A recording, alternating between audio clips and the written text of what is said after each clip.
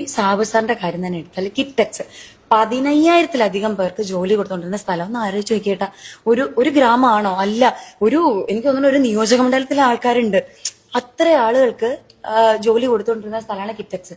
അത് പോലും ഇവിടുന്ന് പല രീതിയിൽ അവർ മാറ്റാൻ അവരെങ്ങനെയൊക്കെ നോക്കിയിട്ടും കിറ്റക്സ് അടച്ചു പൂട്ടാൻ പറ്റുന്നില്ല. ലാസ്റ്റ് എനിക്ക് ചേട്ടൻ അറിയോന്ന് എനിക്കറിയില്ല, കിറ്റക്സ് അടച്ചു പൂട്ടാൻ അവർ കണ്ടുപിടിച്ച കാരണം എന്താണെന്നറിയോ?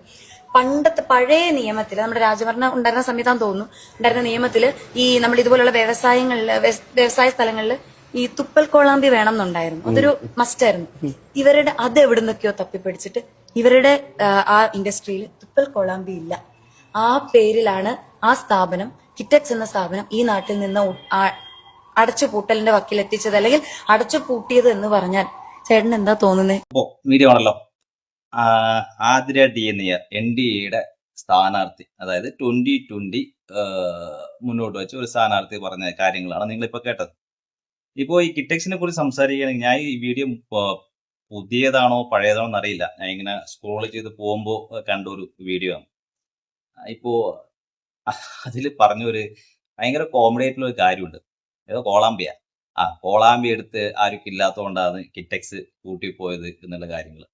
ശുദ്ധ മണ്ടത്തരം ഇങ്ങനെ പറഞ്ഞ് വിടുക. അത് NDA സ്ഥാനാർത്ഥികളുടെ എല്ലാരെയും ഒരു എന്താ പറയുക സ്വഭാവത്തിൽ അലിഞ്ഞു ചേർന്ന കാര്യങ്ങളാണ് പറഞ്ഞത്. അപ്പൊ ഞാൻ ഈ വീഡിയോ ചെയ്യാനുള്ള കാരണം, ഞാൻ ഈ കിറ്റക്സ് ഗാർമെന്റ്സ്, ഞാൻ ആ കമ്പനിയിൽ വർക്ക് ചെയ്ത ഒരാളായിരുന്നു. അതുകൊണ്ട് അവിടുത്തെ കാര്യങ്ങൾ ഈ 2020 ആരംഭിച്ചതും എങ്ങനെയാണ് അത് രാഷ്ട്രീയ പാർട്ടിയായിട്ട് മാറിയത് എന്നുള്ള കാര്യങ്ങളൊക്കെ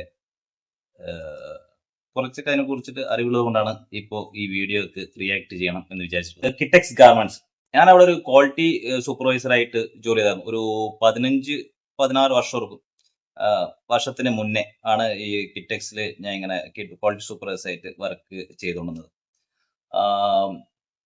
അപ്പോഴാണ് ഈ 2020 ഉദയം. അത് എങ്ങനെയാന്ന് വെച്ച് കഴിഞ്ഞാൽ, ഈ ടെക്സ്റ്റൈൽ ഫീൽഡിലുള്ളവർക്ക്, ടെക്സ്റ്റൈൽ മാനുഫാക്ചറിങ്, ഗാർമെന്റ് മാനുഫാക്ചറിങ് ഫീൽഡിലുള്ളവർക്ക് ഇതിന്റെ ഒരു ടെക്നിക്കൽ വശം കൃത്യമായിട്ട് അറിയാൻ പറ്റും.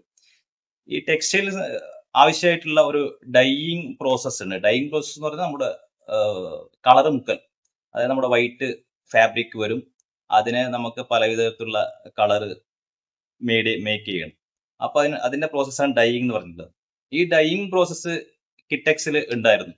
കിറ്റക്സ് ഉണ്ടാകുന്ന സമയത്ത് അതിൽ ഭയങ്കരമായിട്ടുള്ള മലിനജലം ഭയങ്കരമായിട്ട് നമുക്ക് പുറത്ത് കളയേണ്ടി വരും ഈ ഡൈയിങ് പ്രോസസ്സിൽ.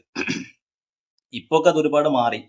ഇപ്പോ ജലം നദികളിലേക്കും പുറത്തേക്കും ഒഴുക്കിടുന്ന പ്രോസസ്സല്ല, അതൊക്കെ ഇപ്പം നീരാവിയായിട്ട് അതിന്റെ പ്രോസസ്സ് കുറെയൊക്കെ മാറി. അപ്പോ ആ സമയത്ത് അടുത്തുള്ള നാട്ടുകാരൊക്കെ ഈ കിറ്റക്സിനെതിരെ ഭയങ്കരമായിട്ട് വിമർശനങ്ങൾ ഉന്നയിച്ചായിരുന്നു. ഈ ഡൈയിങ് പ്രോസസ്സിൽ നിന്ന് പുറത്തേക്ക് വരുന്ന മലിനജലം പിന്നെ നമ്മുടെ പറമ്പിലേക്ക് വരുന്നു, അത് വല്ലാതെ മലിനമാകുന്നൊക്കെ പറഞ്ഞിട്ട് അവിടുത്തെ നാട്ടുകാര് കിറ്റക്സിന് എതിരായിരുന്നു. അപ്പൊ അതൊരു സമരത്തിലേക്ക് പോയത്, കിറ്റക്സ് കമ്പനി പൂട്ടണം എന്ന് പറഞ്ഞിട്ടുള്ള ഒരു സമരത്തിലേക്ക് പോയി. ആ സമരത്തില് ഈ BJPയും അവിടുത്തെ പ്രാദേശിക BJP പാർട്ടിക്കാരും, അതേപോലെ കമ്മ്യൂണിസ്റ്റ് പാർട്ടിക്കാരും, അതുപോലെ കോൺഗ്രസ് പാർട്ടിക്കാരും എല്ലാവരും ആ സമരത്തിലുണ്ടായിരുന്നു. കിറ്റക്സിനെതിരായിട്ട് സമരമായിരുന്നു. ഈ സാബു സാറിന്റെ മെന്റാലിറ്റി എന്ന് പറഞ്ഞാൽ വല്ലാത്തൊരു ബിസിനസ് മെന്റാലിറ്റിയാണ്.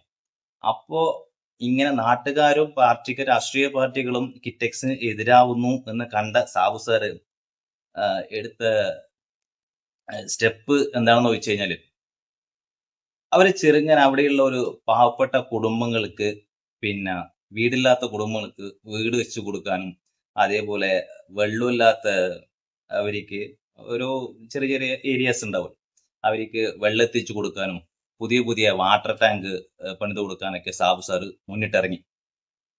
അപ്പോ ഈ സാബു സാർ ഇങ്ങനെ നല്ല പൈസ ഉണ്ടല്ലോ, നല്ല പൂത്ത പൈസയുണ്ട് സാബു സാറിന്റെ കയ്യിൽ. അപ്പൊ ഈ ജനങ്ങള് കുറച്ചായിട്ട് സാബു സാറിനെ സപ്പോർട്ട് ചെയ്യാൻ തുടങ്ങി. അപ്പൊ ഇങ്ങനെ സഹായിക്കുന്നത് കണ്ടിട്ട് ആ സമയത്തൊക്കെ ഞാനവിടെ വർക്ക് ചെയ്തുകൊണ്ടിരിക്കാം.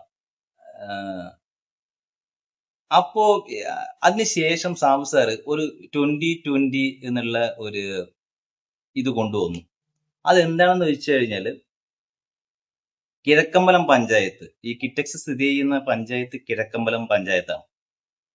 ആ കിഴക്കമലം പഞ്ചായത്ത് 2020 ആകുമ്പോഴേക്കും ഇന്ത്യയിലെ തന്നെ ഏറ്റവും നല്ല പഞ്ചായത്ത് എന്നുള്ള ബഹുമതി ഇന്ത്യൻ പ്രധാനമന്ത്രി നരേന്ദ്രമോദിയുടെ കയ്യിൽ നിന്ന് എനിക്ക് വാങ്ങിക്കണം എന്ന ഒരു ലക്ഷ്യം മുന്നോട്ട് വെച്ചിട്ടാണ് 2020 സ്റ്റാർട്ട് ചെയ്യുന്നത്. അപ്പോൾ രാഷ്ട്രീയ പാർട്ടിയല്ല, ജസ്റ്റ് ഒരു 2020 ആകുമ്പോഴേക്കും ഇങ്ങനെ നല്ലൊരു പഞ്ചായത്ത് കിഴക്കമലം പഞ്ചായത്ത് മാറണം എന്ന ലക്ഷ്യത്തോടെ തുടങ്ങിയ ഒരു സംഘടന എന്ന് വേണം പറയാം.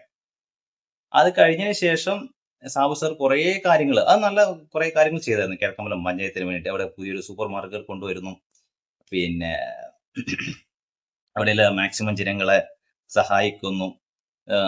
ബാക്കിയുള്ള പഞ്ചായത്തുകളിലോ സിറ്റിയിലോ കിട്ടാത്ത, ഇപ്പൊ 1 കിലോ പഞ്ചസാരക്ക് ബാക്കിയുള്ള സ്ഥലത്ത് 45 രൂപയാണെങ്കിൽ ഇവിടെ 40 രൂപ കൊടുക്കുന്നു. അങ്ങനെയൊക്കെ ഒരുപാട് കാര്യങ്ങൾ ചെയ്തായിരുന്നു. അപ്പം മെല്ലെ മെല്ലെ ജനങ്ങൾ സാബു സാറിന് സപ്പോർട്ട് ചെയ്യാൻ തുടങ്ങി. ഈ ഡൈയിങ് സംബന്ധമായിട്ടുള്ള പ്രശ്നങ്ങൾ ഞങ്ങൾ മറക്കാൻ തുടങ്ങി. അതങ്ങനെ ഓട്ടോമാറ്റിക് മറന്നു പറയാം. അതിനുശേഷം ഞാൻ അവിടുന്ന് റിസൈൻ ചെയ്തിട്ട് വേറെ ജോലി സംബന്ധമായിട്ട് പുറത്തേക്ക് പോകുമ്പോൾ അതിനുശേഷമാണ് ഈ 2020 അപ്പോ പഞ്ചായത്ത് ഭരിച്ചോളുന്നത് കോൺഗ്രസ് ആണെന്നാ തോന്നുന്നു. ഇപ്പോ പഞ്ചായത്ത് മൊത്തമായിട്ട് നമ്മളെ കയ്യിലെടുത്ത് കഴിഞ്ഞാല് ഇതിനെതിരെ ഒരു സമരവും വേറെ പ്രശ്നങ്ങളും ഉണ്ടാകാന്ന് വിചാരിച്ചിട്ടാണ് ഈ 2020 പിന്നീട് ഒരു രാഷ്ട്രീയ കക്ഷിയായിട്ട് മാറുന്നത്. ഇതാണ് ഗിറ്റെക്സിന്റെ ഒരു 2020 ഉദയം എന്നൊക്കെ വേണമെങ്കിൽ പറയാം. ഇപ്പൊ ഈ ആശാടി ഞാൻ പറഞ്ഞത്, ഇപ്പൊ ആർക്കും കോളാമ്പി ഇല്ലാത്തതുകൊണ്ടാണ് കിറ്റെക്സ് അടച്ചു പൂട്ടിയതെന്നും, കിറ്റെക്സ് ഒരിക്കലും അടച്ചു പൂട്ടിയില്ല, ഇപ്പോഴും ഇറക്കിയെന്ന കുറെ ആൾക്കാർ എനിക്കറിയാം. ഈ സംഭവം എന്ന് പറഞ്ഞാൽ അടച്ചു പൂട്ടിയതൊന്നുമല്ല. അതിന്റെ പിന്നെ ഈ രാഷ്ട്രീയ കക്ഷിയായി മാറിയതിന് ശേഷം എന്തായാലും എതിർകക്ഷികൾ ഒരു എതിരുണ്ടാവുമല്ലോ. അതിനെതിര് വേണ്ടിയിട്ട് അവർ പൊളിറ്റിക്സിലായിട്ടും പിന്നെ ഗവൺമെന്റ് പരമായിട്ടുള്ള മാക്സിമം തകർക്കാനുള്ള എല്ലാ കാര്യങ്ങളും നോക്കും. അങ്ങനെ നോക്കിയപ്പോൾ കുറേയധികം ഓഡിറ്റിങ്ങുകളും പിന്നെ ചൈൽഡ് ലേബേഴ്സ്, അതേപോലെ എങ്ങനെയാണ് അവിടുത്തെ കാര്യങ്ങൾ, ഫയർ ആൻഡ് സേഫ്റ്റി, അങ്ങനെ കുറെ കാര്യങ്ങൾ, കുറെ ഓഡിറ്റിംഗ് നന്നായിട്ട് ഒരു ഫാക്ടറി വർക്ക് ചെയ്യാൻ പറ്റുള്ളൂ. അപ്പൊ ഗവൺമെന്റിന്റെ ഭാഗത്തുനിന്ന് ആ പ്രഷർ ഉണ്ടായതിനു ശേഷം ഇത് സാബു സാർ പ്രതികരിച്ചാണ്. അല്ലാതെ യാതിര പറയുന്ന പോലെ എല്ലാവർക്കും കോളാമ്പി ഇല്ലാണ്ട് കിറ്റെക്സ് അടച്ചു പൂട്ടിയത്, അങ്ങനെ അടച്ചു പൂട്ടൊന്നുമില്ല ഫാക്ടറി. ഇതാണ് കാര്യങ്ങൾ പറയാനുള്ളത്. അടുത്ത വീട്ടിൽ വീണ്ടും കാണാം.